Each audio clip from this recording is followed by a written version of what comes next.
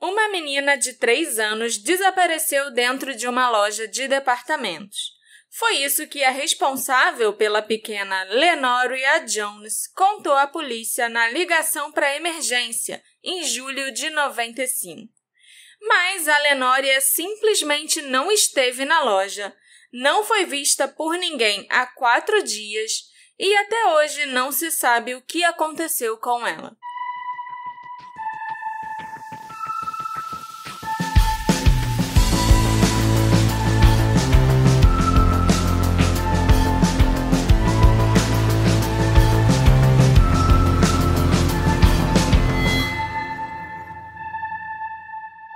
Olá, ouvintes queridos! Sejam bem-vindos ao novo episódio do Detetive do Sofá. Eu sou a Marcela, a host desse podcast, e o caso de hoje foi escolhido pelo Alexandre. Olha só, eu dei 3 opções de casos para ele e foi esse que ele escolheu, mesmo sem saber nada sobre ele. É isso que eu lembro. Você quer a menina A, menina B ou menina C, sei lá. Ou menino C. Eram 3 crianças, mas foi esse que você escolheu. Ok. Então, vamos ver aí se a sua escolha foi boa. Mas antes, eu quero só avisar a todos os nossos ouvintes que o meu aniversário tá chegando! Quer dizer, quando esse episódio for lançado, meu aniversário acabou de passar! Sim. Dia 11! Yeah! Eu acho que isso é o que você quer avisar a todos os nossos ouvintes. O que eu queria avisar a todos os nossos ouvintes é que pela primeira vez em 200 e tantos episódios, você começou um roteiro, perdeu tudo e teve que começar do zero. Isso eu não queria avisar pros ouvintes, não. Eu não queria, não. Ninguém precisa saber essa vergonha. Mas é o que ia acontecer eventualmente. Acho que acontece pra todo mundo. Já aconteceu comigo editando, perder toda a edição e ter que começar do zero. E eu e você agora, todo o seu trabalho de pesquisa, sei lá porque o computador travou, descarregou, não sei. O meu computador tá maluco. Ele desliga sozinho, assim, do nada. Aham. E aí ele desligou e eu ainda não tinha salvado o que eu tava fazendo. Várias vezes o Word salva sozinho, mas dessa vez não rolou, sozinho. Né? Acontece com todo mundo. Até demorou pra acontecer comigo. 200 e tantos episódios. Por isso que eu tô até falando aqui, né? Mas eu queria também avisar pros nossos ouvintes que esse podcast aqui, que tomba, mas não cai, e tá aqui fazendo o episódio de novo pra vocês, ele é feito graças ao apoio de pessoas maravilhindas, que são os nossos queridos apoiadores, eles que contribuem financeiramente para esse projeto continuar existindo. E é muito importante. Quem sabe um dia, já tem 200 episódios que a Marcela fala que vai comprar um notebook novo. Quem sabe um dia a Marcela consegue comprar um notebook novo, graças aos nossos queridíssimos apoiadores. Certo, Marcela? Isso aí. Mas como a pessoa faz para apoiar, Alexandre? Você não falou? Como a pessoa faz para apoiar? Essa parte é importante. Podem ir lá na orelo.cc/Detetive do Sofá e achar o Detetive do Sofá. Se por qualquer motivo vocês não tenham conseguido fazer apoio nessa plataforma maravilhinda também, vocês podem ir no nosso plano B que não falha, o apoia.se/Detetive do Sofá, onde nada dá errado. E vai ajudar bastante a gente continuar esse projeto que você gosta muito, certo? Certo. E agora sim, Marcela, me conta o que aconteceu com a Lenoria, o caso que eu escolhi, aparentemente, apesar de não saber nada a respeito. A Lenoria Jones era uma menininha afro-americana com cabelos pretos e olhos castanhos, que tinha 3 anos quando desapareceu. O cabelo da Lenoria estava todo trançadinho na época do seu desaparecimento. Ela tinha 91 centímetros de altura e pesava 18 quilos. A última vez que a Lenoria foi vista, ela estava usando uma calça azul e uma camiseta preta com a imagem do Barney. A pequena Lenoria nasceu em 3 de janeiro de 92, já enfrentando grandes dificuldades. Sua mãe, Deirdre Jones, abriu mão da sua custódia logo após o nascimento, porque ela ia cumprir uma pena de 18 meses de prisão por tráfico de cocaína. Sem querer que a Lenoria fosse parar no sistema de adoção, a Deirdre pediu que a tia dela, chamada Berlin, cuidasse da menina. O pai da Lenoria é desconhecido. Após cumprir 1 ano na prisão, a Deidre iniciou um período de supervisão comunitária em Spokane, Washington, mas ela acabou se mandando de lá e não se apresentou mais às autoridades, o que resultou no mandado de prisão no estado de Washington. A Deidre acabou indo parar em Star City, no Arkansas, onde ela estava morando na época que a Lenória desapareceu. Por causa do abuso de substâncias da sua mãe, a Lenória nasceu com um caso grave de TDAH e foi prescrito para ela um medicamento chamado Norpramin, um antidepressivo tricíclico. Eu fiquei meio chocada quando eu estava pesquisando, porque eu não sabia como esse diagnóstico de TDAH era feito em crianças tão pequenas, né? Ela tinha só 3 aninhos. Mas eu descobri que a criança nascer com cocaína na corrente sanguínea, que foi o caso da Lenória, é um diagnóstico quase garantido que ela vai ter TDAH, entendeu? Nossa, não fazia ideia. Naquela época, em 95, esse medicamento, Norpramin, ainda estava em estudo e estava sendo considerado uma alternativa mais segura a estimulantes como a Ritalina, por exemplo, especialmente num contexto em que os estimulantes de liberação prolongada ainda não eram amplamente disponíveis. Então, muitos pais, preocupados com os efeitos desses estimulantes, optavam por alternativas, ainda que experimentais, para tratar o TDAH das crianças. O histórico de abuso de substâncias da Deidre, a mãe da Lenória, pode ter influenciado a decisão de prescrever esse medicamento para a menina, porque o Norpramin também era utilizado em alguns casos de dependência de cocaína. E, segundo relatos, a Lenória estava tomando esse medicamento há apenas alguns dias quando ela desapareceu, porque o médico tinha prescrito o Norpramin há 1 semana. Durante os 2 primeiros anos de sua vida, a Lenória viveu com vários parentes em 6 casas diferentes na área de Spokane, em Washington. Esses parentes estavam competindo entre si para conseguir adotá-la legalmente. Enquanto isso, a Deidre mantinha contato com a filha por meio de ligações telefônicas. Um dos parentes que estava tentando adotar a Lenória era a tia da Deidre e tia-avó da Lenória, chamada Berlin Williams. A Berlin recebeu a custódia provisória da Lenória em 94. Na época, ela morava em Tacoma, Washington, no bairro de Hilltop, onde ela administrava uma creche na própria casa. Na época, os 4 filhos biológicos da Berlin, que já eram adultos ou adolescentes nessa época, também moravam com ela na casa. Os nomes dos filhos da Berlin são Natasha, Narissa, Ulissa e Maurice. Em 95, a Lenória já estava morando com a Berlin há mais de 1 ano e ela estava no meio do processo de adoção legal da menina. Os avós da Lenória, os pais da Deidre, que moravam em Spokane, também estavam tentando adotar a neta, mas as coisas pareciam melhores para Berlin, que era conhecida por ser muito boa em lidar com crianças, muito paciente com crianças pequenas e que tinha até ajudado a criar a Deidre, a mãe da Lenória. Tanto que ela tinha até uma creche em casa, como eu falei para vocês. A creche da Berlin só tinha licença para cuidar de até 6 crianças por vez.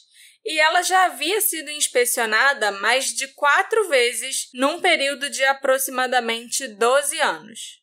Em quase todas essas inspeções, os únicos problemas encontrados eram bem comuns para creches, né? Coisas como bagunça, desorganização, falta de procedimentos de evacuação de emergência, armazenamento inadequado de remédios, eram coisas pequenas que geralmente eram corrigidas logo. Foi relatado ainda que a creche da Berlin recebeu apenas uma reclamação no passado, que veio de uma mãe cuja filha foi deixada aos cuidados da assistente da Berlin por algum tempo. Mas foi só isso. Se não fosse por essa única reclamação, a Berlin e a creche dela teriam um registro imaculado. A Berlin e os filhos dela também não tinham nenhum tipo de registro criminal. E tudo isso é investigado quando a pessoa tem uma creche, né? Lógico. No entanto, por causa do desaparecimento da Lenória e das circunstâncias estranhas que o cercaram, as autoridades se sentiram compelidas a agir rapidamente e a licença da creche da Berlin seria suspensa. Mas eu estou me adiantando. Vamos falar primeiro do dia do desaparecimento da Lenória. Durante a manhã de quinta-feira, 20 de julho de 95, após visitar uma loja de conveniência, passar no lava-jato e numa mercearia, a Berlin estava entrando na loja de departamentos Target para olhar roupas de banho, quando percebeu que a Lenória não estava em lugar nenhum. Segundo o que a Berlin contou à polícia, a Lenória estava com ela quando as duas chegaram na Target, mas devia ter se perdido do lado de fora da loja. Talvez ela tivesse fugido e desaparecido em algum lugar no estacionamento. A Berlin disse que se lembrava da Lenória perguntar para ela se podia escolher um brinquedo na loja, e dela ter respondido que depois que elas escolhessem um maiô novo, ela levaria a Lenória para ver os brinquedos. A Berlin, então, teria ouvido a Lenória responder ok, e presumiu que a garotinha continuava andando atrás dela enquanto ela entrava na Target. No entanto, durante as compras, a Berlin percebeu que a Lenória não estava ali. Nesse momento, a Berlin teria começado a procurar pela sobrinha desaparecida e ligado para os familiares e para a emergência alguns minutos depois. Eram exatamente 9h42 da manhã quando a Berlin usou o telefone da loja para chamar a polícia. No telefonema, ela explicou que estava fazendo compras na Target quando percebeu que a Lenória não estava ao seu lado.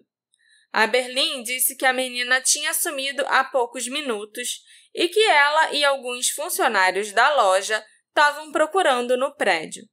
A polícia e os voluntários, cerca de 100 pessoas no total, vasculharam a área dentro e ao redor da loja Target em busca de Lenória, mas nenhum vestígio da menina foi encontrado na área. A polícia, então, pediu à Target as imagens das câmeras de segurança da loja, e as imagens mostravam a Berlin entrando sozinha na Target, sem a Lenória. Confrontada com essa informação, a Berlin explicou que então a menina devia ter se afastado sem ela ver ou sido sequestrada ainda no estacionamento. Ela até explicou que a última vez que ela falou com a Lenória foi quando elas duas saíram do carro no estacionamento da Target, quando elas tiveram aquele diálogo da Lenória pedindo um brinquedo. Com essa discrepância, a polícia começou a olhar um pouco mais atentamente para Berlin. Afinal, ela tinha falado na ligação para emergência que a menina sumiu dentro da loja. Os registros telefônicos mostraram que às 8h47 da manhã, quase uma hora antes dela ter ligado para a emergência, a Berlin ligou para a casa dela, da loja de conveniência onde ela estava. Ela usou o telefone fixo da loja de conveniência para ligar para casa e contou para uma das filhas que atendeu o telefone que ela não estava conseguindo encontrar a Lenória. E isso é estranho, porque a Berlin só chegou na Target cerca de 40 minutos depois de fazer essa ligação, porque ela ainda passou no posto de gasolina e na mercearia antes de ir para lá. E ela também só ligou para emergência, como eu falei, às 9h42. Mas, por exemplo, como é que eles sabem que ela ligou às 8h47 e falou esse assunto? Eles sabem que ela ligou às 8h47 porque eles verificaram os registros telefônicos do telefone da casa dela. Aí tinha uma ligação da loja de conveniência para a casa dela.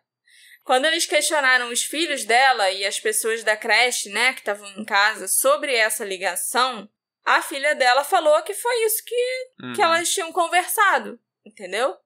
Quando a mãe ligou. O despachante da emergência, que atendeu a ligação da Berlim, relatou que ela parecia meio letárgica ou até mesmo entediada ao telefone. Ela não estava frenética, nervosa ou emotiva como se esperaria de alguém que perdeu uma criança. O despachante também explicou que obter informações da Berlim na ligação foi muito difícil e que ela tinha dificuldade em responder perguntas básicas como há quanto tempo a Lenória está desaparecida. A essa altura, o público estava começando a olhar a Berlim com suspeita e ela foi formalmente interrogada na sexta-feira, 21 de julho. Em um interrogatório que durou mais de 10 horas, a Berlim acabou mudando a sua história algumas vezes e chegou até a dizer que ela sabia que a Lenória estava segura e ilesa em um local não revelado, ou que ela foi confrontada por 2 homens num beco atrás da sua casa que sequestraram a menina. Isso antes dela retornar à sua história original sobre a Lenória vagando ou sendo levada do estacionamento da Target na manhã de 20 de julho. Esses detalhes podem ter sido confundidos ou combinados nas várias recontagens dessa história por meio de vários jornais e transmissões de TV, mas eles apontam para uma história bastante complicada de meias-verdades ou fatos esquecidos, né? Como a Berlim contou aos investigadores que tinha passado numa loja de conveniência, no Lava Jato e numa mercearia antes de ir para Target, as buscas também foram realizadas nesses 3 lugares pela Lenória. Cães policiais foram mobilizados e a polícia vasculhou os locais, além de investigarem também a casa e o carro da Berlim. Mas não havia sinal da Lenória em lugar nenhum. Além disso, um funcionário do posto de gasolina afirmou que ele não viu ninguém dentro do carro além da própria Berlim.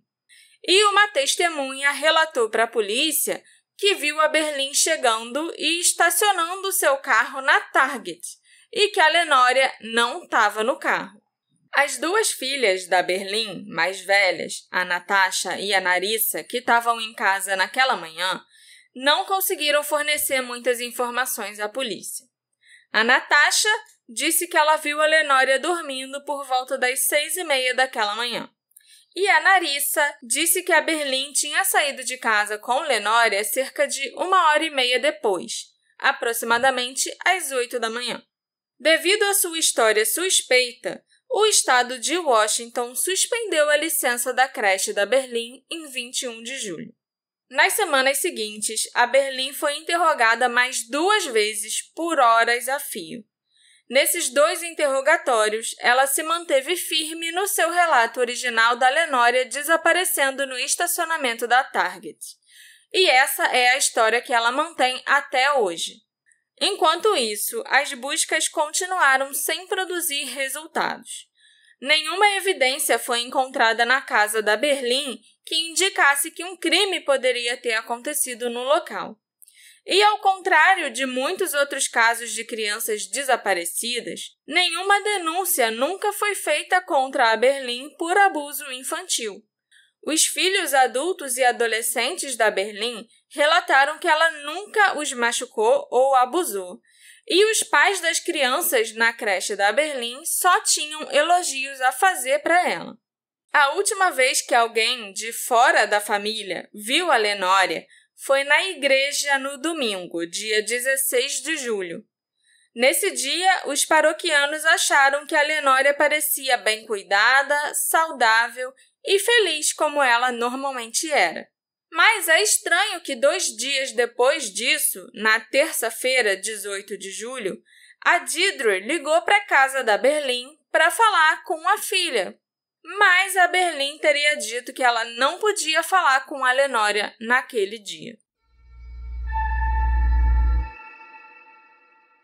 Em 24 de julho, a Narissa, uma das filhas adultas da Berlim, saiu de casa e foi até uma série de repórteres que estavam basicamente acampados na porta da casa da família e leu uma declaração que dizia que a Lenória havia desaparecido enquanto fazia compras com Berlim na manhã de 20 de julho. A Narissa também disse que as mudanças nos relatos da sua mãe aconteceram devido à pressão da polícia nos interrogatórios. Esses interrogatórios, de fato, foram muito longos e exaustivos. Teve um deles que durou mais de 10 horas. E a Berlim se sentiu pressionada a dar informações que ela, na verdade, não possuía. A Narissa não respondeu a nenhuma pergunta dos jornalistas e voltou para dentro de casa após a leitura da declaração. Nenhum dos 4 filhos da Berlim jamais se desviou dessa narrativa sobre o desaparecimento da Lenória. Alguns dias depois, foi a vez da própria Berlim fazer um comunicado à imprensa. Ela estava na casa do pastor da igreja dela, e foi ali, do lado de fora, que ela deu uma declaração dizendo: "Eu não tive nada a ver com o desaparecimento da Lenória. Estou como qualquer outra mãe, sentindo falta da minha menina. A polícia deveria estar se esforçando mais para encontrar a Lenória, ao invés de gastar tanto tempo se concentrando em mim, com esses interrogatórios sem fim. Não se pode negligenciar o fato de que a Lenória ainda está por aí em algum lugar. Vocês acham que há algum segredo que eu esteja escondendo, mas isso não faz sentido, eu perdi tudo." A Berlim contratou um advogado no início de agosto de 95 para tentar fazer com que o assédio a ela e a sua família parasse. Assédio esse por parte da imprensa. A Berlim e o advogado Jack Hill queriam esclarecer publicamente as informações, porque desde que a história foi divulgada, a Berlim se tornou um saco de pancadas para a mídia local, e ela foi muito criticada por repórteres que buscavam um furo no que se tornou uma das histórias de maior destaque da região.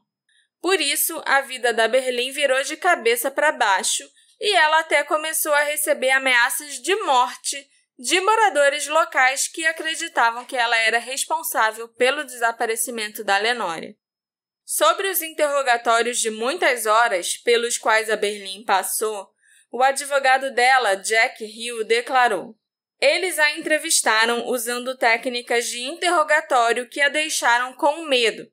Ela ficou muito assustada, se sentiu ameaçada e disse coisas que não deveria ter dito, mas ela as disse por medo." O Jack Hill, então, alegou que a polícia continuou pressionando a Berlim, e não foi apenas em particular, como nos interrogatórios e telefonemas para a casa dela para esclarecer coisas, mas também publicamente, através da imprensa, porque eles não tinham outras pistas para seguir. E ao invés de tentar procurar novas pistas ou seguir todas as direções possíveis na investigação, os investigadores decidiram difamar a Berlim para fazer com que ela confessasse alguma coisa. Quase 2 meses após o desaparecimento da Lenória, em setembro de 95, vários jornais locais relataram que assistentes sociais do estado de Washington tinham expressado hesitação sobre a Berlim obter a custódia da Lenória no início daquele ano, citando preocupações de que ela não teria a capacidade de trabalhar com uma criança com necessidades especiais, ou seja, ler e aplicar conhecimento, trabalhar com escolas e simplesmente entender quais são as necessidades dessa criança.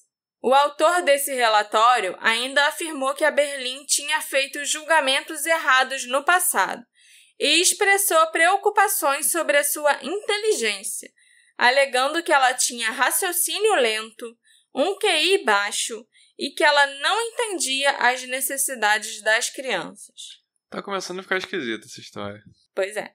Enquanto isso, a Berlim estava desesperada tentando reabrir a sua creche, que foi fechada no dia seguinte do desaparecimento da Lenória e que era o sustento dela e da família. Ela ligava quase todos os dias para o Departamento de Serviços Sociais para pedir que a suspensão da licença comercial dela fosse revogada. E ela também ia lá umas 3 vezes por semana pessoalmente. mas a Berlim recebeu a resposta que a creche não poderia reabrir até que os problemas com a criança de 3 anos fossem resolvidos. Só um spoilerzinho rápido, ela nunca conseguiu reabrir a creche dela. Ainda em setembro, durante uma audiência relacionada à custódia da Lenória, que já estava marcada há bastante tempo, autoridades estaduais pediram ao tribunal que a Berlim fosse presa. A custódia da Lenória pertencia ao Estado, mas ela estava sob tutela da Berlim quando desapareceu. Então, a Berlim teria desacatado as autoridades, já que a menina desapareceu sob os cuidados dela. Além disso, o Estado acreditava que a Berlim não tinha sido totalmente honesta sobre as circunstâncias do desaparecimento da Lenória. O juiz que presidiu a audiência resolveu, então, que a Berlim deveria ficar em prisão domiciliar por 4 meses. Durante esse período, enquanto a Berlim estava confinada em casa, o advogado Jack Hill falava com a imprensa. Ele alegou que as disputas de custódia em relação à Lenória foram muito mais amargas do que a polícia levou o público a acreditar. A Berlim estava tentando adotar a menina, a pedido da Deirdre, inclusive. Uma tia que morava no Arkansas também queria adotar a Lenória, e os avós maternos de Spokane também estavam nessa briga. De acordo com o advogado, essa disputa levou a certos comentários no sentido de que, se nós não podemos ter a Lenória, então ninguém mais pode. A Berlim e os filhos dela também teriam sido ameaçados até com uma arma de fogo. Segundo uma matéria do jornal News Tribune, pelo menos um dos membros da família que disputava a custódia da Lenória já havia recebido diversas acusações anteriores de abuso criminoso, que é quando a pessoa abusa ou permite que alguém de quem ele tenha custódia seja abusada, enquanto outro desses parentes havia sido condenado anteriormente por porte de drogas. Então, assim, é compreensível, né? Porque a Berlim era quem estava se saindo melhor nessa briga pela custódia. Eu queria entender por que tá tendo essa briga. Todo mundo queria adotar a menina, eu também não consigo entender. Era só por amor? Era, sabe? Eu duvido um pouco. Talvez tivesse algum benefício financeiro. É isso que eu queria saber. Em suas declarações à imprensa, o Jack Hill também afirmou que, pouco antes do desaparecimento da Lenória, familiares da região de Spokane visitaram a família em Tacoma, o que, segundo ele, pode ter dado a chance desses familiares aprenderem sobre os padrões e hábitos da Lenória e da família da Berlim. Conforme declarado pelo próprio Jack, resumindo, tudo aqui aponta para um sequestro familiar. O que eu achei curioso é que, tudo bem, aqui, no que você acabou de falar, ele está sendo bem genérico, porque envolve mais de um familiar e tudo mais. E ele também não pode sair apontando dedos. Não pode sair apontando dedos. Mas, por exemplo, lá em cima, no roteiro, você falou que ela recebeu uma ameaça com arma. Sim. Sabe? Eu acho que esse tipo de coisa poderia ter falado qual parente ameaçou com arma, entendeu? Mas se a Berlim não foi prestar queixa, não existe um registro de que isso de fato tenha acontecido. Eu entendo, mas assim, fica... Então podia rolar um processo aí de difamação. Mas fica genérico o suficiente pra... Tá, sei lá, esse cara tá inventando, entendeu? Também pode ser, complicado. Né? Pois é.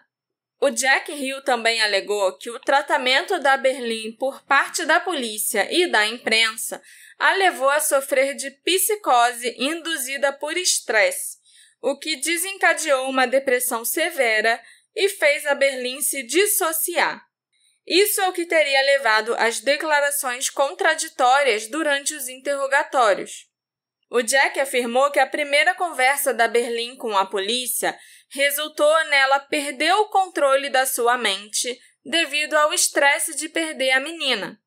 Os sintomas disso seriam perda severa de memória de curto prazo, uma profunda incapacidade de se comunicar de forma eficaz ou consistente, e também faria com que ela parecesse dissociativa ou não cooperativa ou retraída e extremamente apreensiva.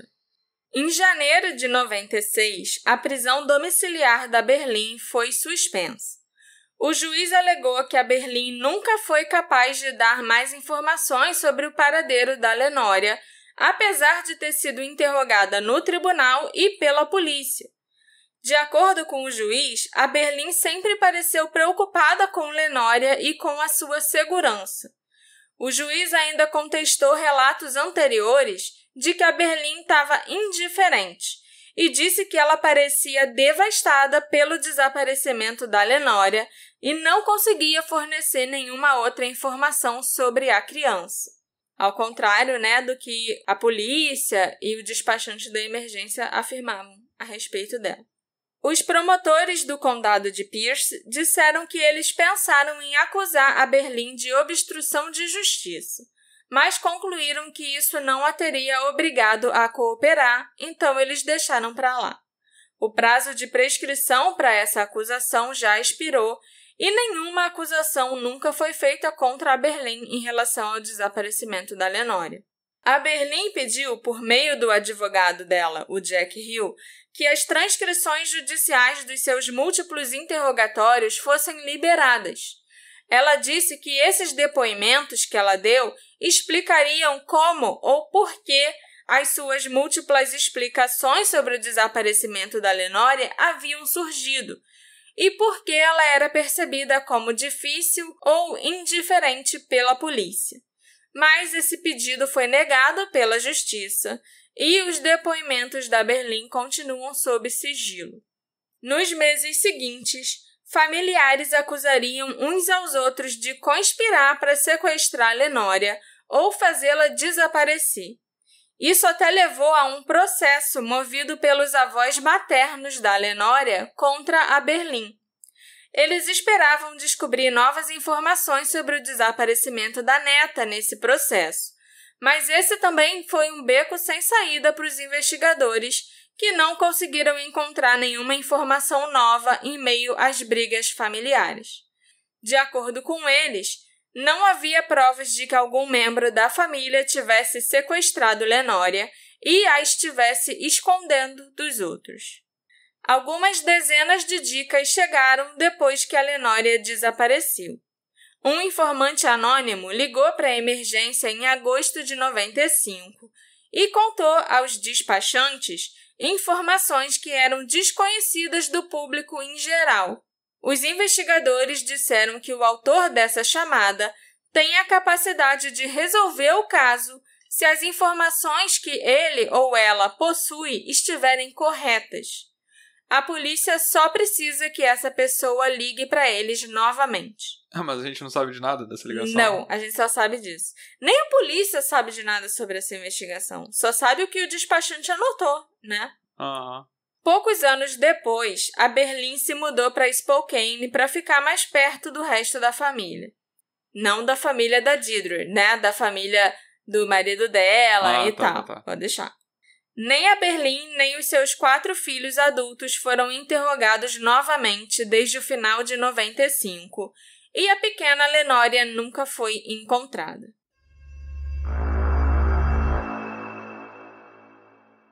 Existem muitas teorias possíveis nesse caso, desde a criança resolvendo vagar por conta própria, até uma overdose acidental, negligência, uma disputa de custódia, sequestro, mas a polícia diz que não há provas de nenhuma dessas teorias. A primeira coisa que eu queria esclarecer antes da gente falar das teorias é que a Lenória às vezes é sugerida como a garota da foto do caso da Asha Degree. Você lembra, Alexandre, que uma foto de uma menininha foi encontrada no galpão junto com alguns itens que podiam ter pertencido a Asha? Lembro. A gente achava que era tipo uma menina que devia ter sido sequestrada junto com a Asha, sabe? É, isso. Tem gente que acha a Lenória muito parecida com aquela menininha daquela foto. Eu, particularmente, não acho parecida, não. Mas o importante é que a menina da foto foi finalmente identificada esse ano, em 2024, e ela com certeza não é a Lenória. Eu falei sobre isso no episódio de atualização do caso da Asha. Mas como essa é uma teoria bastante discutida por aí na internet, eu resolvi comentar sobre ela com vocês, mas já esclarecendo que não, a Lenória não é a menina da foto, ela não tem nada a ver com o caso da Asha. A primeira teoria que eu quero discutir com vocês é aquela que veio do advogado da Berlim, o Jack Hill, que a Lenória teria sido levada por parentes que estavam brigando pela custódia dela. Essa teoria é plausível, especialmente porque vários parentes de fato estavam na briga para adotar a menina. A Deirdre, a mãe biológica da Lenória, que estava no Arkansas na época do desaparecimento, e os avós maternos da criança, que viviam em Spokane, foram descartados como suspeitos. Mas isso não significa que todos os parentes foram inocentados. O pai da Lenória, por exemplo, é desconhecido e a polícia nunca conseguiu descobrir a sua identidade.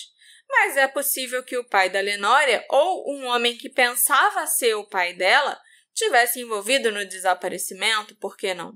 Ou então um dos parentes que ameaçou a Berlim com uma arma, sei lá. A polícia declarou publicamente que não acredita que esse desaparecimento seja uma disputa de custódia. Afinal, a Lenória nunca apareceu com outro parente em lugar nenhum. Mas a possibilidade ainda existe, principalmente porque a Lenória era muito pequenininha na época, ela tinha só 3 anos. Então, se ela foi sequestrada, ela não deve saber a sua identidade real.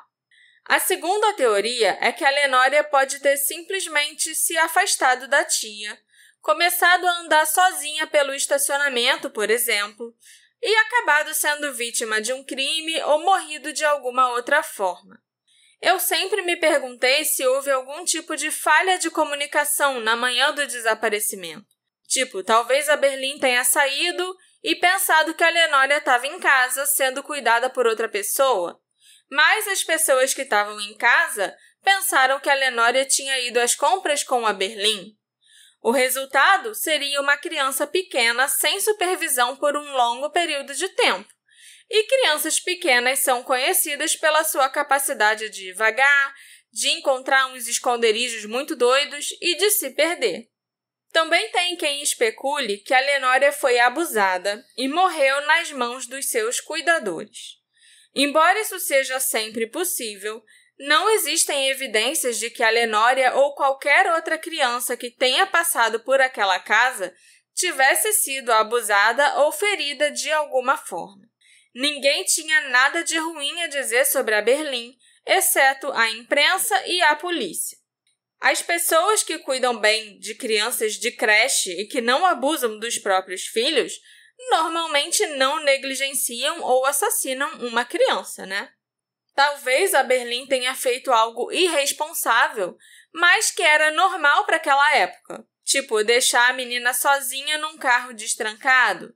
Ou talvez ela tenha esquecido que levou a Lenória com ela para fazer compras. A Berlim também pode ter deixado a Lenória brincar do lado de fora do carro enquanto ia na mercearia ou enquanto entrava na loja de conveniência rapidinho e algo aconteceu. A Lenória pode ter se perdido ou sido levada ou até morrido.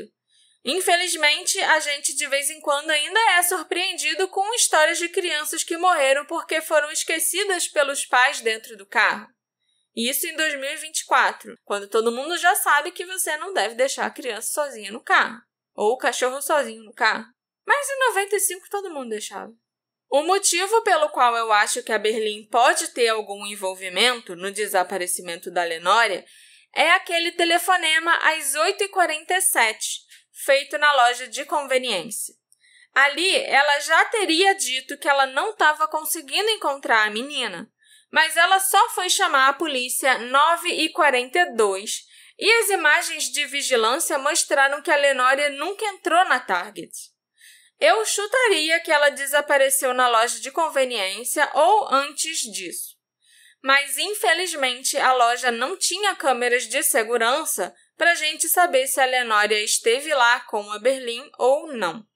Eu acho que a Berlim é suspeita, sim, mas eu não entendo como alguém passa tão de repente de uma respeitada trabalhadora de creche para uma assassina de crianças. Eu não acho que ela fez nada com a Lenória, pelo menos não de propósito. Principalmente porque, se a Berlim tivesse cansada de cuidar da Lenória, havia outros membros da família que a queriam.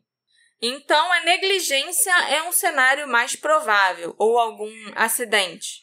O outro cenário que me veio à cabeça é que a Berlim pode saber quem é o responsável e, na verdade, ela está protegendo essa outra pessoa, seja porque a pessoa fez algo ou porque a negligência dessa outra pessoa causou a morte da criança. Se o responsável fosse um dos filhos da Berlim, por exemplo, eu entendo ela querer acobertar, né? Uma mãe geralmente faz qualquer coisa pelos filhos. Eu não concordo com a decisão dela, mas eu entendo perfeitamente. Para mim, um dos fatores mais importantes nesse caso é que cerca de uma semana antes do desaparecimento da Lenória, um médico havia prescrito o medicamento Norpramin para tratar o TDAH dela. Na época, esse medicamento ainda era novo e ainda estava sendo pesquisado. Mas hoje em dia a gente sabe que ele não é aprovado para o tratamento de TDAH, pelo menos não diretamente. Ele é usado para tratar depressão e ansiedade, que podem vir aí junto com o TDAH. Além disso, o Norpramin também não pode ser usado em crianças, com a bula dele afirmando que as dosagens começam com adolescentes de 12 anos ou mais. E a Lenória tinha só 3 aninhos e pesava 18 quilos. A especulação mais popular online é que a Lenória pode ter tido uma overdose ou apresentou algum efeito colateral desse medicamento. Se uma quantidade muito grande de Norpramin for tomada, o medicamento pode causar síndrome da serotonina, uma doença perigosa que dá suor, tremores, confusão, agitação e uma infinidade de outros sintomas. Nos casos mais graves da doença, coma, batimento cardíaco irregular e convulsões podem ocorrer. A síndrome da serotonina geralmente acontece quando as pessoas tomam 2 ou mais medicamentos que não devem ser tomados juntos. E o Norpramin tem uma grande quantidade de outras substâncias que não devem ser ingeridas quando ele está sendo usado num tratamento. E assim, eu estou falando, uma dose muito grande, mas pode ser que para uma criança de 3 anos que pesava 18 quilos, qualquer dose fosse uma dose muito grande. O Norpramin em si tem principalmente efeitos colaterais menores, como tontura e boca seca. Mas, assim como todos os antidepressivos, o efeito colateral grave mais comum são pensamentos e ações suicidas. Nos anos 90, quando o Norpramin estava sendo usado em crianças pequenas e sendo estudado e tal, ficou claro que os efeitos colaterais nas crianças eram bem mais sérios. As crianças apresentavam erupções cutâneas, convulsões e algumas até mesmo chegaram a morrer por insuficiência respiratória.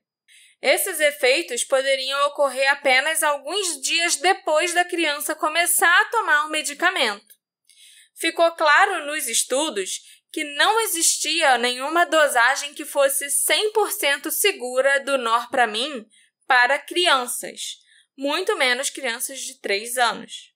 Tem quem especule, então, que a Lenória pode ter tomado o Norpramin, um medicamento que o médico prescreveu, e que ela teve algum efeito colateral e morreu como resultado.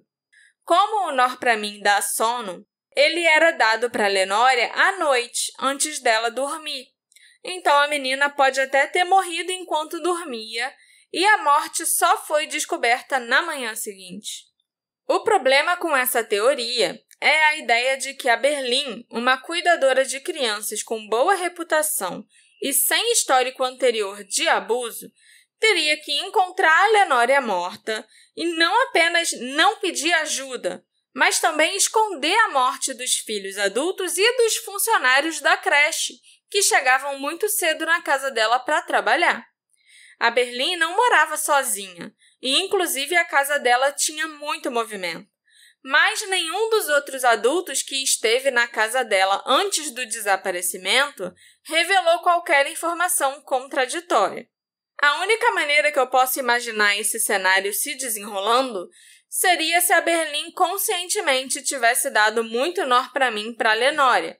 Talvez a menina tivesse muito agitada e a Berlim quisesse tentar acalmá-la, mas aí acabou causando a morte dela. Nesse caso, eu acho que eu entenderia melhor ela resolver esconder o que aconteceu de todo mundo, porque ela seria culpada por negligência. Agora, se a menina morreu dormindo por causa de uma dose normal que o médico prescreveu para ela, a Berlim podia sim chamar a polícia e aí a negligência seria do médico que prescreveu esse medicamento para a criança. A Berlim teria que se livrar do corpo sozinha ou com a ajuda de um dos filhos. E no dia 20 de julho ela sairia de casa para cuidar dos afazeres dela e fingiria que perdeu a Lenória em algum lugar. Mas no momento em que ela liga para a emergência e denuncia o desaparecimento, ela já está completamente envolvida na mentira e ela precisaria continuar contando aquela história para sempre. Durante o tempo que a Lenória viveu sob os cuidados da Berlim, é provável que a menina tenha precisado de um nível especial de atenção, dado seu diagnóstico de TDAH. E isso teria sido um acréscimo às necessidades de todas as outras crianças de quem a Berlim cuidava na sua creche domiciliar. Também é muito provável que ela não confiasse nas autoridades, sendo uma mulher preta que morava em Washington. Só por isso, ela já não devia confiar na polícia. E a Berlim ainda passou anos lidando com o serviço social, com os tribunais, médicos, exames de bem-estar, inspeções na creche. A Berlim pode ter desenvolvido uma desconfiança em relação a essas instituições. Então, a ideia de chamar a polícia se a Lenória tivesse morrido na casa dela, mesmo que acidentalmente, seria assustadora para Berlim. Todos os aspectos da sua vida estavam nas mãos do Estado. O relacionamento com a Lenória e a sua carreira como provedora de creche domiciliar. Ter uma creche em casa é bastante comum nos Estados Unidos, mas não é tão fácil quanto a gente imagina. Você e a sua casa estão sujeitos a inspeções surpresa.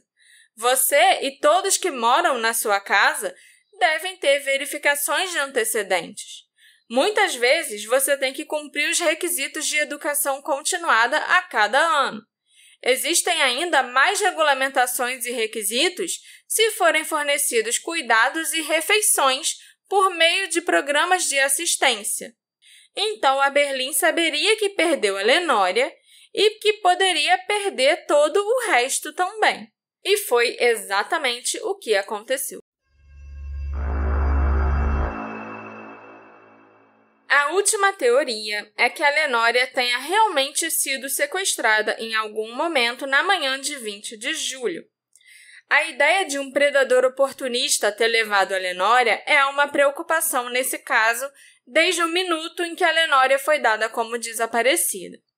Um dos criminosos que foi investigado em relação ao caso da Lenória foi Therapong Adhan, um imigrante tailandês que tinha 42 anos na época do desaparecimento dela.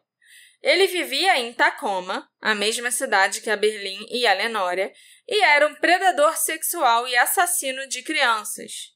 O Therapong até se declarou culpado pelo estupro e assassinato de uma menina de 12 anos, chamada Zina Linek, em 2007. E o caso da Lina aconteceu no bairro de Hilltop, exatamente o bairro da Lenória. Nos anos 90, o Therapong já tinha sido condenado pelo estupro e incesto da própria meia-irmã dele, que tinha 16 anos na época. Ele passou só 2 meses na prisão e teve que fazer terapia determinada pelo tribunal por 5 anos após a sua libertação. O Therapong foi diagnosticado como pedófilo e teve que se registrar como um criminoso sexual, coisa que ele não fez, só para esclarecer. Nos anos seguintes, o Therapong se manteve discreto, mas o nome dele começou a aparecer nas manchetes da região no verão de 2007, por causa do caso da Zina, pelo qual ele foi condenado à prisão perpétua. Posteriormente, o Therapong foi ligado a outros delitos na área, incluindo o estupro e sequestro de Sabrina Rasmussen, de 11 anos, em maio de 2000. A Sabrina foi levada de uma área não muito distante de onde a Zina também foi sequestrada posteriormente, e esse local ficava a apenas alguns quilômetros de onde a Lenoria Jones desapareceu. O Therapon chegou a ser investigado pela polícia de Tacoma em relação a esse caso, mas devido à falta de evidências, o Therapon nunca foi acusado. Atualmente, ele está preso na penitenciária Washington State, de onde ele nunca mais vai sair. Outros potenciais suspeitos nesse caso incluem Guy Rasmussen, um músico que foi preso em 96 pelo assassinato de Cynthia Ellinger, de 9 anos. A Cynthia foi sequestrada no condomínio onde vivia com a família. Condomínio esse que não era muito longe de onde a Lenoria desapareceu. O Guy também está cumprindo pena de prisão perpétua sem possibilidade de condicional, porque ele já tinha um histórico anterior de agressão a crianças. O Therapon foi acusado de sequestro e estupro de uma menina chamada Sabrina Rasmussen, e tem um outro cara no caso Sim. chamado Guy Rasmussen. Não são relacionados. A Sabrina Rasmussen e o Guy Rasmussen. Os sobrenomes são iguais, mas é só, uma coincidência. Não, é que é um sobrenome Sim. esquisito, é diferente. O terceiro e último suspeito em potencial se chama Gary Hartman, um homem de 70 anos que foi preso em 2018 pelo estupro e assassinato de Michaela Welch, de 12 anos, que desapareceu em março de 86. O corpo da menina foi encontrado poucas horas depois dela desaparecer. A Michaela foi sequestrada de um parque em Tacoma, onde ela estava brincando com as irmãs.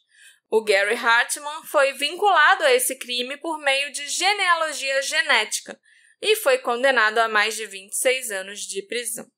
O único problema, que eu tenho com essa teoria e com esses homens como suspeitos é que as vítimas deles eram quase sempre meninas mais velhas, pré-adolescentes ou adolescentes mesmo. E a Lenoria tinha só 3 anos. Esses tipos de criminosos tendem a ter um tipo no qual a Lenoria não se encaixa. Inclusive, no caso do Guy Rasmussen e do Gary Hartman especificamente, as vítimas deles dois eram garotas brancas mais velhas.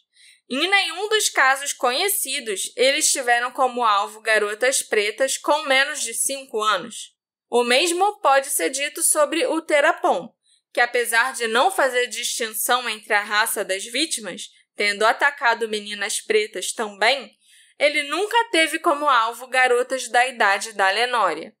A região de Tacoma estava cheia de criminosos sexuais atacando crianças quando a Lenoria desapareceu em 95. Mas, de alguma forma, o número de suspeitos em potencial no caso da Lenoria se limita a esses 3 homens que eu mencionei. O fato do caso da Lenoria permanecer sem solução quase 30 anos depois significa que, se ela foi alvo de um criminoso desconhecido e aleatório, se esse for realmente um caso raro e legítimo de sequestro por estranhos, então esse criminoso teve uma sorte incrível. A polícia acredita que a Lenoria está morta. A detetive Julie Deer, que é responsável por esse caso atualmente, deu uma entrevista em 2023 e disse que não é comum que a história mude tanto em casos de crianças desaparecidas. Parece que talvez algo mais tenha acontecido com a criança e um boletim de ocorrência de desaparecimento foi feito para encobrir o que aconteceu, disse a Julie. A detetive ainda acrescentou que a polícia recebeu várias dicas anônimas, indicando que a família da Berlin estava envolvida no desaparecimento da Lenoria e que o corpo da menina foi descartado, mas nenhuma evidência confirma isso. A Julie Deer disse que também não se sabe como a menina pode ter morrido, ou se ela foi morta intencionalmente. Não sabemos o que realmente aconteceu nesse cenário. Pode ter sido acidental, pode ter sido algo malicioso, mas também pode ter sido uma criança se escondendo na geladeira e ninguém percebendo até que fosse tarde demais. Pode ter sido muita medicação, então pode ter sido completamente acidental, mas só precisamos descobrir o que exatamente aconteceu, disse a Julie. Achei tão específico, né? A criança se esconder na geladeira. Se tem placa, tem história, sabe? Pois é. Isso aí deve acontecer mesmo. Os detetives do Departamento de Polícia de Tacoma apontam a falta de cooperação da família da criança como um dos maiores obstáculos para resolver o caso. A polícia disse que a mãe biológica da Lenória, a Deirdre, foi excluída pela família que não fala mais com ela e não lhe conta o que aconteceu com a menina. A Deirdre afirmou numa entrevista em 2023 que ela só quer saber o que aconteceu com a filha e onde ela está, para que ela possa encerrar esse assunto e dar a Lenória um enterro digno. Atualmente, a Deirdre e a Berlin moram na mesma cidade, em Spokane. As duas já até se cruzaram em ruas e lojas várias vezes, mas a Berlin não fala com ela e finge que não viu a Deirdre nessas ocasiões. Antes do desaparecimento da Lenória, as duas mulheres mantinham contato todos os dias. Quando perguntada sobre o que ela acha que aconteceu com a Lenória, a Deirdre disse que acredita que um dos seus primos matou a sua filha e que a tia dela, Berlin, se desfez do corpo para proteger um dos filhos. Ela também afirmou que uma das pistas recebidas pela polícia veio de um vizinho da Berlin, que teria ouvido alguém naquela casa dizer: "Meu Deus, você a matou." Mas o vizinho não conseguiu reconhecer de quem era a voz. A polícia e a detetive Julie Deer não confirmaram nem negaram essa informação. Os 4 filhos da Berlin moravam na casa dela na época do desaparecimento da Lenória. A polícia pediu a todos os adultos da casa para fazerem o teste do polígrafo, mas todo mundo recusou. Infelizmente, esse caso não recebeu tanta atenção assim da mídia desde os primeiros dias após o desaparecimento da Lenória, então muitos detalhes do caso são contraditórios. E como só a mídia local acompanhou o caso na época, fica ainda mais difícil de localizar informações. Desde então, a maior parte da atenção que o caso recebeu foi em matérias que descrevem casos de várias crianças desaparecidas de Washington. O caso da Lenória é mencionado frequentemente, mas ele raramente é o foco principal de artigos, blogs ou até segmentos de programas de TV. Eu só acho esquisito que, pra mim, você não pode ter as duas coisas. Eu não acho que você pode acusar a mulher de ser extremamente descontrolada, ter QI baixo e descuidada com as crianças e, ao mesmo tempo, querer falar que ela é um gênio que acobertou um crime. Sim. Que conseguiu esconder o corpo de uma criança e ninguém conseguiu encontrar, com várias pessoas envolvidas, né? Vários filhos envolvidos. Sim. E ninguém conseguiu encontrar.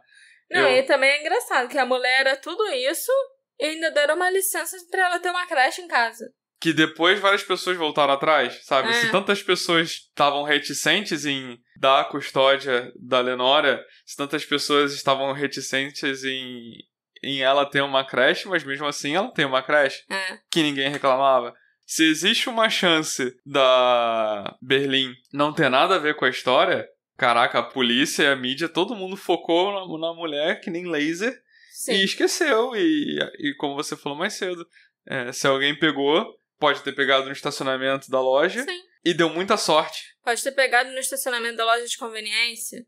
E a mulher não se tocou? Sim, porque eu já vi isso acontecer, tá? A pessoa sair com a criança e, esquecer que levou a criança. Aham. E aí só lembra depois, A minha mãe, uma vez, estava tomando conta do meu primo, do Anderson. Quando ele era pequenininho, ele também devia ter uns 3 anos. Ela sempre ficava tomando conta dele, em casa. Uhum. E a minha tia falava pra ela: Rita, não leva o Anderson com você se você for na rua. Deixa ele na casa da vizinha. Aí, um belo dia, minha mãe resolveu que ia no mercadinho e levou o Anderson com ela. Ela entrou no mercado, começou a fazer compra, não sei o quê. Foi pra casa. Quando ela chegou em casa, caraca, cadê o Anderson? esquecido o Anderson no mercado. Porque ela nunca levava, então ela esqueceu que tinha levado dessa vez. Ela chegou a bater na casa da vizinha pra... vim buscar o Anderson. Mas você não deixou ele aqui dessa vez. Ela voltou correndo no mercado, começou a procurar ele desesperadamente. Aí achou ele... Ele tava numa parte do mercado que é quase já entrando nos fundos, que é só pra funcionário.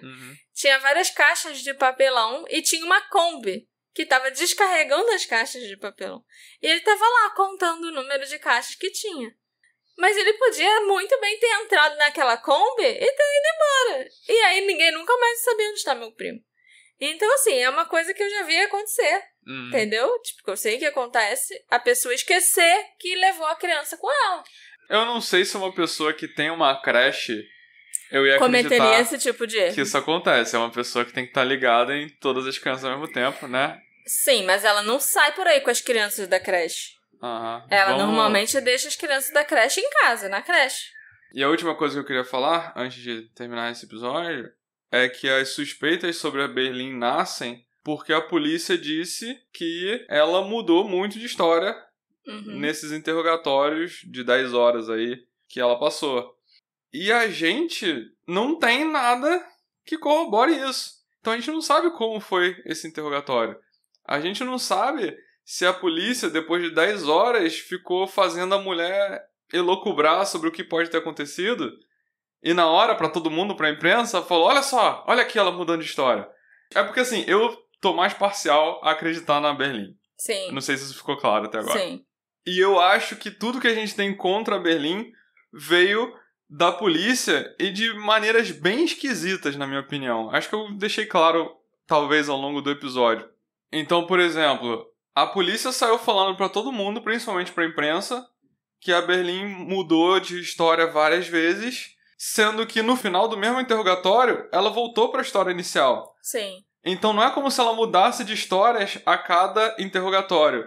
Ela mudasse de história cada vez que ela era confrontada com alguma coisa. Não, no mesmo interrogatório, ela começou de um jeito. Segundo a polícia, ela passou por várias mudanças e voltou ao inicial. Então, assim, eu tô tendo muita dificuldade de levar a polícia a sério nesse caso.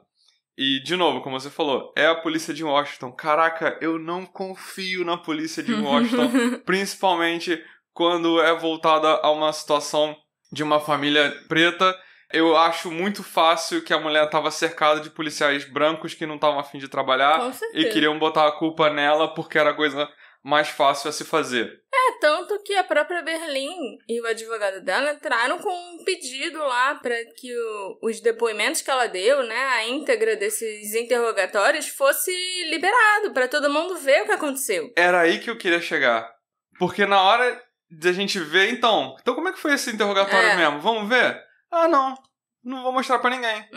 Então, assim, a gente realmente não sabe. E o comportamento da polícia foi só dar porrada nela pela imprensa e indiretamente.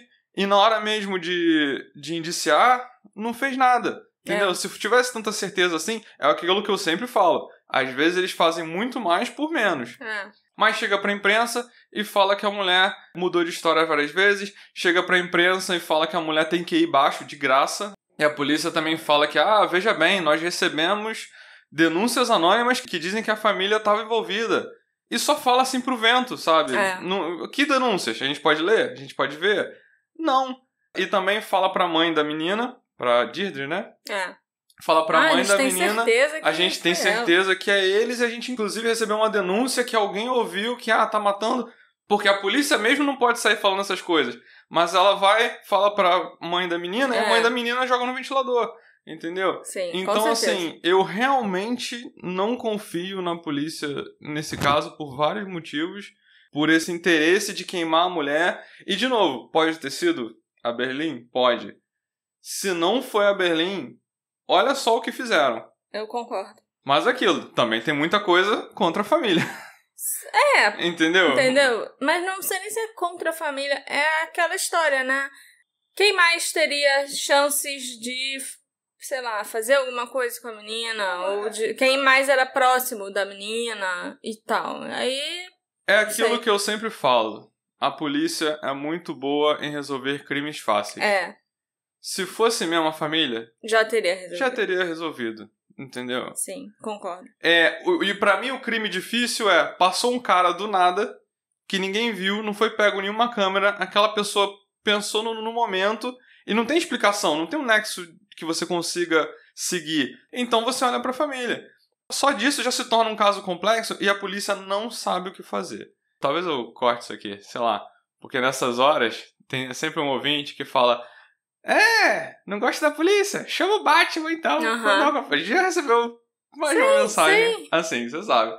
Então, eu vou falar, se você, no lugar da Berlim, sua menina sumiu, e não foi culpa dela, a partir do pressuposto que não foi culpa dela, ela chamou a polícia e olha a merda que deu. Era melhor ter chamado o Batman, que não existia, mas que também não ia dar essas coisas horríveis que aconteceram na vida dela, sabe? Sim. Ela tem razão de ter medo da polícia, de não querer se envolver com a polícia o quanto der, né? Mas nesse caso não deu. E é uma situação de... Talvez se nesses primeiros interrogatórios ela já tivesse um advogado, nada disso teria acontecido. Porque eu acho que a polícia deitou e rolou. Quer você acredite ou não que a Berlim seja culpada, é impossível ignorar que a linha do tempo dela é meio obscura. Com base nas suas declarações, parece que ela nunca soube realmente quando ou onde a Lenória tinha desaparecido. Se foi na Target ou na loja de conveniência, se foi antes ou depois das 8h pouca da manhã. E ninguém de fora da família da Berlim pode atestar o paradeiro da Lenória por 4 dias antes do seu desaparecimento. Isso é meio esquisito, eu admito. Esse episódio foi feito graças à colaboração da nossa querida apoiadora, Tânia Takara. Parabéns! Não. Muito obrigada, Tânia, pelo seu apoio, por você ter escolhido apoiar o Detetive do Sofá. E eu espero que você tenha gostado desse episódio da Lenória. Eu escolhi muito bem, quero dizer. Foi o Alexandre que escolheu, mas ele é dedicado a você.